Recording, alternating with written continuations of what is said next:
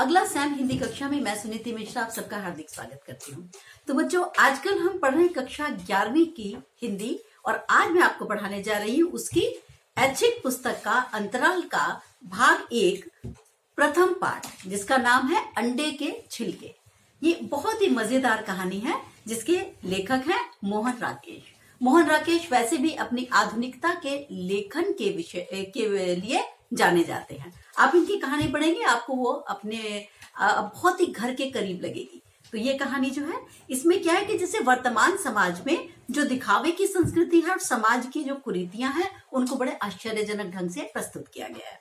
जहां एक परिवार में अंडे के उपयोग के प्रतिबंध के बावजूद क्या हो रहा है कि सभी घर के जो सदस्य हैं वो अंडा तो खाते हैं, लेकिन उनकी जो माँ है उनको पता नहीं लगने देना चाहते। क्यों? क्योंकि उनको लगता है कि वो उन्हें ये बात सुन के अच्छा नहीं लगेगा। तो जो एक दो पीढ़ियां हैं वो किस प्रकार से एक दूसरे के साथ सामंजस्य बिठा रही है, और परिवार में आपस में बड़ा प्रेम है, लेकिन छोटी छोटी हरकतें हैं जो बच्चे करते रहते हैं, लेकिन उसका पता अपनी माँ को नहीं लगने देना चाहते। तो जो बड़ा इसने पुरानी लड़ाई, पुराने जमाने के लोग और आधुनिक लोग, इनकी लड़ाई को बड़ी खूबसूरती से उभारा है। और क्यों ये हम आपको पाठ पढ़ाना चाहते हैं, जिससे जो विद्यार्थी हैं हमारे, वो अपने जीवन की वास्तविकता को महत्व दे, नकलीपन या खोखले आदर्शवाद को नहीं, बल्कि अपने जीवन को एक सही दिशा दे सके।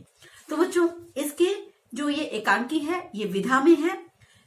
इसमें जो है मैं आपको पात्र बताना चाहूंगी, आपको पात्र याद रहे। वीना है श्याम की भाभी और श्याम है उनका देवर। गोपाल बड़ा भाई वीना का पति, और एक अम्मा है जो पात्र हैं। राधा है उनकी बड़ी बहू और माधव है बड़ा भाई, यानी बड़ा भाई और भाभी हैं इनके माधव और राधा। और जो वीना है वो है और गोपाल जो है वो उनकी पत्नी है, और जो श्याम है वो उनका देवर है। तो अब चलते हैं आगे। श्याम और वीना में बातें हो रही हैं। जो पर्दा उठा, पहला दृश्य क्या हुआ।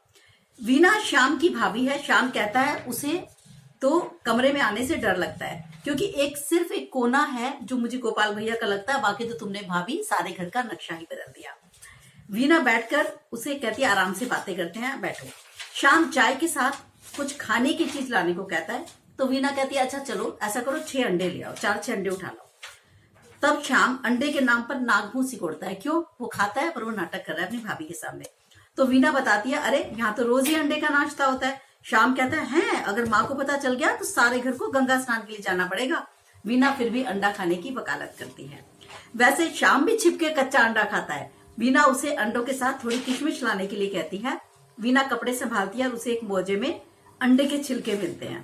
तभी वह दरवाजा खटखटाती है और वह राधा जीजी को पुकारती है। राधा दरवाजे से निकलकर अंगड़ाई लेती है जैसे सचमुच बिस्तर से अभी उठी हो। वीना अंदर पानी लेने जाती है, यानी यह है जो राधा है वो बड़ी भाभी है उनकी। राधा को वीना के हंसने का स्वर सुनाई देता है।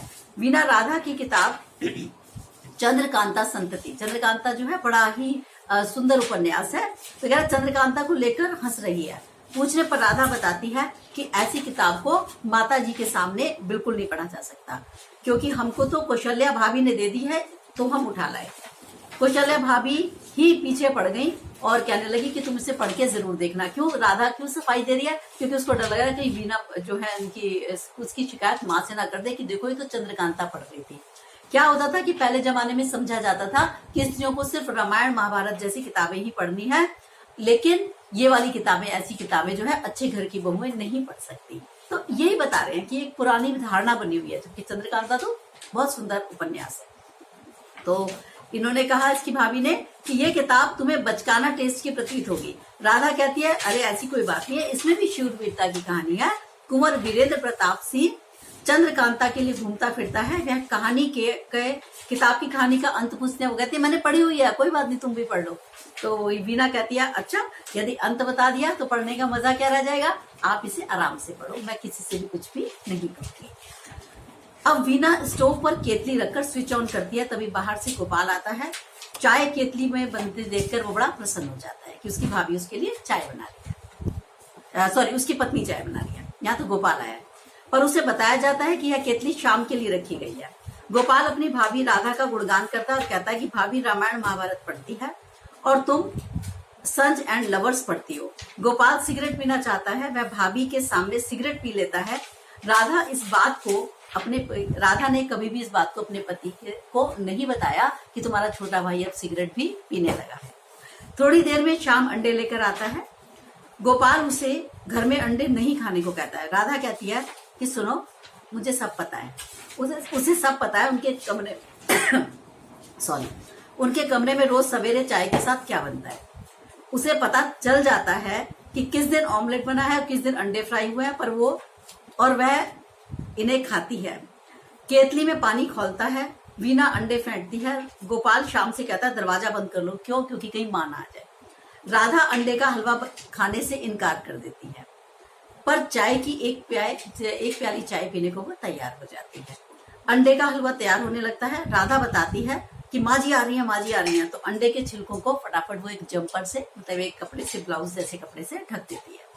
जमुना अंदर आ जाती है। जमुना कौन है? उनकी माँ। वो पूछती है, अरे भाई, इस तरह दरवाजा क्यों बंद कर रखा था? तुम लोग चुप क्यों हो गए? सब सकपका जाते हैं, डर जाते हैं कहीं माँ को पता ना चल जाए।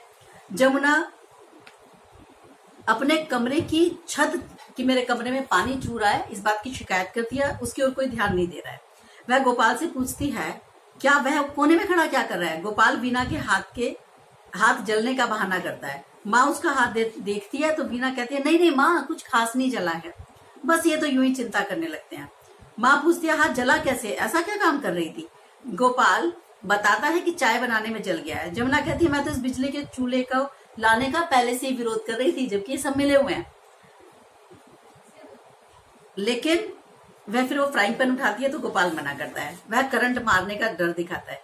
जमुना पूछती है कि इस पर छोटी बहू क्या बनाती है इस फ्राइंग पैन से, इस बिजली के चूल्हे पे?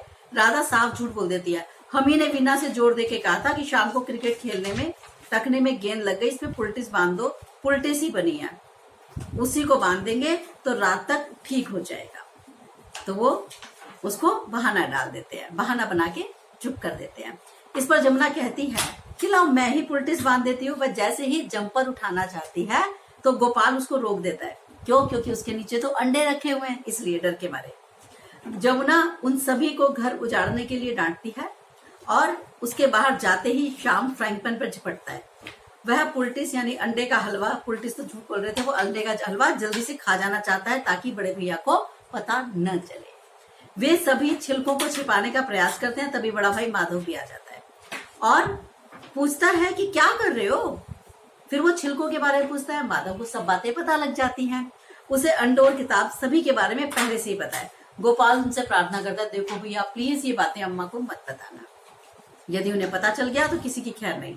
माधव हंस के कहते हैं कि ये सब बातें अम्मा को पहले से ही पता है। इस पर श्याम और गोपाल आश्चर्य करने लगते हैं। माधव कहता है कि अम्मा तो मेरी वे सभी बातें जानती हैं जो मैं समझता हूँ कि वे नहीं जानती। आज से छिलके नाली में डाल दिया करो, इनके लिए डब्बा रखने की जरूरत नहीं है। अम्मा इन्हें नाली में पड़े हुए भी नहीं देखेगी। यानी अम्मा को पता है मेरे बच्चे अंडे खा रहे हैं या मेरे बच्चे किस प्रकार से अंदर चाय बना के पीते हैं, क्या क्या कर रहे हैं, छोटी छोटी चीजें, सिगरेट भी पीते हैं। लेकिन जो अभिभावक होते हैं उन्हें क्या करना पड़ता है, कभी कभी बच्चों की ऐसी शरारतों से देख कर भी अनदेखा करना पड़ता है। तो यहीं पर नाटक समाप्त हो जाता है। तो ये था बच्चों हमारी बहुत ही प्यारे सी जो एक एकांकी अंडे के छिलके। ठीक है, तो जो इसमें कहानी में भले ही अम्मा एक पुराने ख्यालों वाली महिला दिखती हैं, लेकिन अंत में ये तस्वीर पूरी पलट जाती है। क्या होता है कि परिवार के सदस्यों को कठोर अनुशासन में रखने के लिए जो हमारे माता पिता है या एक माता पिता की हैसियत से कभी कभी हमें भी अपने बच्चों पर इस प्रकार का अंकुश रखना पड़ता है। बहुत सारी चीजें हम उनकी जानते हैं, लेकिन हम फिर भी ये चाहते हैं कि अनुशासन एक बना रहे, कम से कम हमारे सामने तो ये इस तरीके की हरकतें ना करें। उससे क्या होता है कि वो एक सीमा में, एक अनुशासन में रह पाते हैं। ठीक है, तो मैं इस बात से बहुत सहमत हूँ कि अगर अम्मा जानकर भी बच्चों के सामने उनका एक अनुशासन बना हुआ है तो मेरे लिए तो ये अच्छी बात है। लेकिन फिर भी इसमें आपका अपना मत हो सकता है। कुछ बच्चे कहेंगे कि फिर इस ड्रामे का क्या फायदा, हम अम्मा के सामने ही क्यों ना इस तरीके के काम कर सके। लेकिन जैसे गोपाल है, वो सिगरेट नहीं पी सकता, कभी छुप के पीता है, तो उससे ज्यादा कम पीता है। समझ रहे हैं आप? तो इस तरीके का अंकुश कभी कभी माँ बाप का अच्छा भी कार्य करता है। ठीक, तो लेकिन आपका अपना कोई मत हो सकता है, जिसका स्वागत है। अब हम आपको मिलेंगे बच्चों अगले पार्ट के साथ। ये एकांकी यहीं पर समाप्त करती हूँ। अब मुझे आज्ञा दीजिए। नमस्कार।